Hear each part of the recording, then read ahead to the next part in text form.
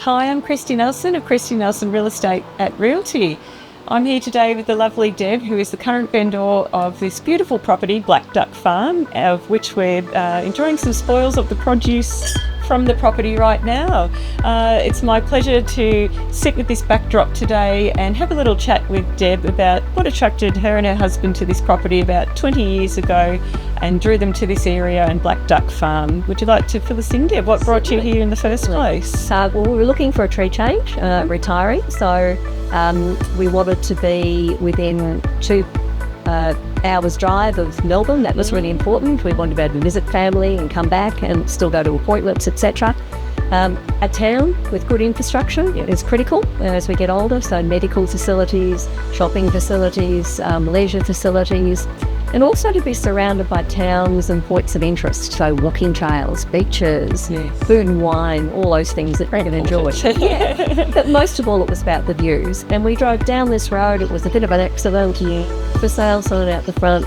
Had no idea what size the property was. Jumped the fence, moved across to this location where we're sitting now. Saw the amphitheatre view with the dam at the bottom with the ducks on it, and the rolling green hills 360 degrees. And we said, that's it. We knew we were going to buy it. I knew where the house was going to stand. And it was a bonus that we were just 7 kilometres from Leongatha with all the things in the checklist. Fantastic.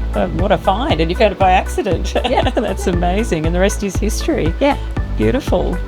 So Deb, what was involved with the planning of your property here? It was a blank canvas when you got here. Was there much involved with what you needed to get going and up and running and planning the beautiful cottages and the home that you have here now? Well, there was. It was a cow paddock when we bought it. Had 5 trees on it. 3 of those were dead.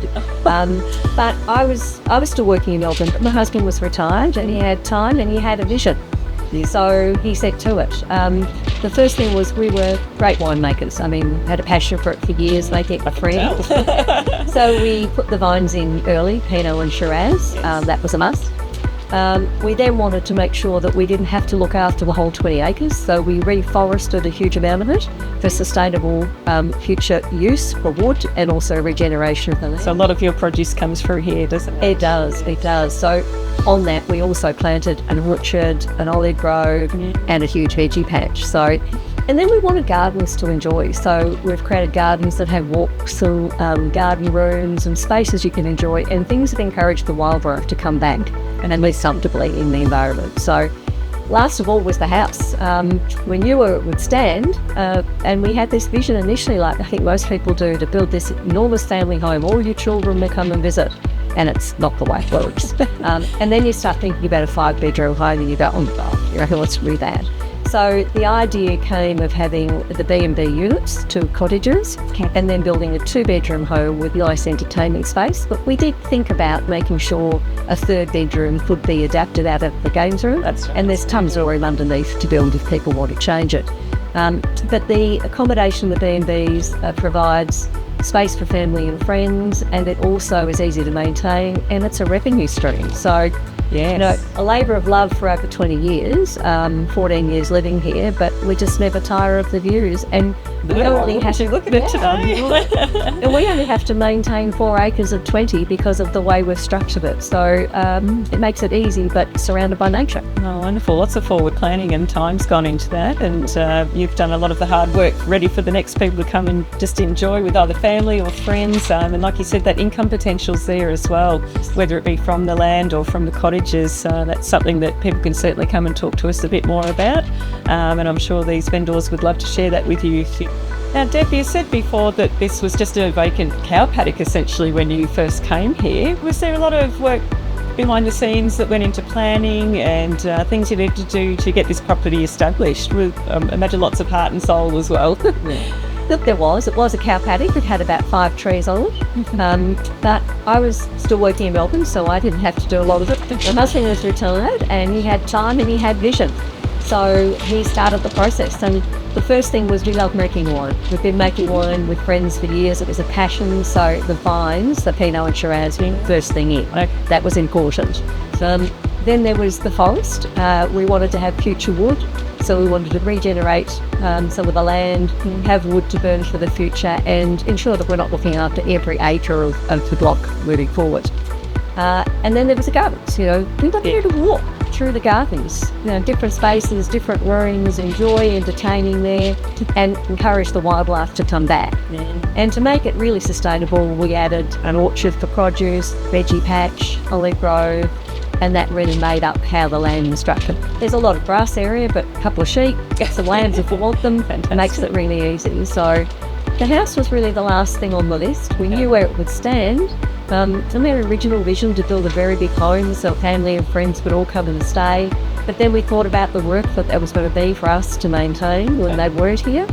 And the idea of the B&Bs came up. So a 2-bedroom home with lots of lovely living space, 2 B&B cottages, all the accommodation we needed, but only looking after what we needed when we Somebody else to do us. Yeah, exactly. And a revenue stream, which was something that we never really planned on, but was an amazing added value. Came along with it. Yeah. So it was a labour of love. 20 years, just over 20 years, but we've been here 14 now.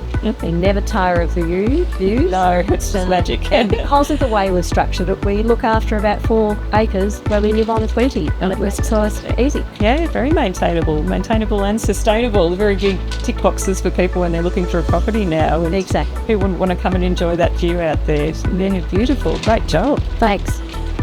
Now, Deb, apart from the obvious and the views and all the beautiful things out here this property has to offer the next lovely owners, what is it about Warreen that you love the absolute most? The views are pretty spectacular. I don't think I've been anywhere with rolling green hills quite as spectacular as this. So, the wildlife, the bird life, it's just amazing. So that's a joy in itself. Living here with the cottage setup, it's just amazing because family and friends, they come to stay, they think they're on a luxury holiday. It's just an amazing feeling. And the paying guests, we've got regulars who've been coming back for 10 years. They just spend every anniversary here, so it's amazing. Oh, how special. Making wine with the community, because it is a community event. You have to pick it, you have to make it. We've got a winery underneath the house, which is great, and the troops all come in, they love it, they have fun, we have a big long lunch on the deck afterwards, and it's a great community environment and a very friendly, fun, enjoyable thing to do. Fabulous. The Warreen community are pretty special. It's a small community of 60 or 70 people. They're very united, but they're still independent.